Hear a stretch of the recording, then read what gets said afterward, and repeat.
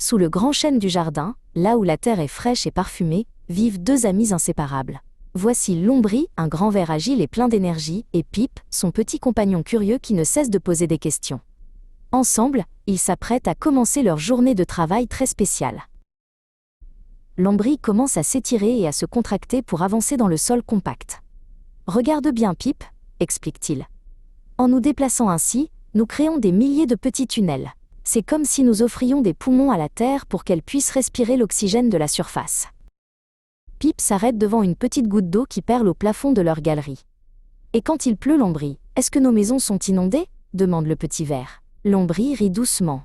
« Au contraire, nos tunnels servent de tuyaux naturels pour que l'eau s'infiltre profondément jusqu'aux racines. » Soudain, une grande feuille de chêne tombe à l'entrée d'un de leurs tunnels. « C'est l'heure du déjeuner !» s'exclame Lombri. Les deux amis s'approchent de la feuille fanée. Pour eux, ce n'est pas un déchet, mais un festin royal qu'ils vont transformer. « Nous sommes les recycleurs de la nature », explique fièrement Lombri. « En mangeant ces vieilles feuilles et ces débris végétaux, nous les transformons en quelque chose de magique, l'humus. C'est le meilleur engrais du monde pour que les fleurs poussent plus haut. » Pip s'approche d'une fine racine blanche qui descend du plafond. Il lui fait un petit câlin. « Grâce à nous, la plante peut étendre ses racines facilement dans la terre que nous avons ameublie, » murmure-t-il, commençant à comprendre l'importance de sa mission. Un orage éclate au-dessus d'eux. La terre vibre sous les gouttes lourdes. Lombri et Pip se rapprochent l'un de l'autre. « Sans nous, Pip, le sol serait si dur que l'eau emporterait toute la bonne terre. Nous aidons le jardin à rester solide et en bonne santé. » Dans l'obscurité, Pip aperçoit une petite bête avec beaucoup de pattes. C'est un colambole, un autre habitant du sol. « Salut l'ami » lance Pip.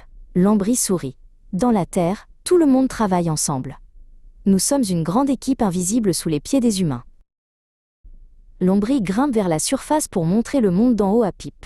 Il pointe juste le bout de leur nez. « Regarde Pip, toutes ces couleurs, ces arbres et ces fleurs. C'est un peu grâce à nous si tout cela est si beau aujourd'hui. » La journée se termine. Lombri et Pip retournent se reposer au chaud. « On recommence demain ?»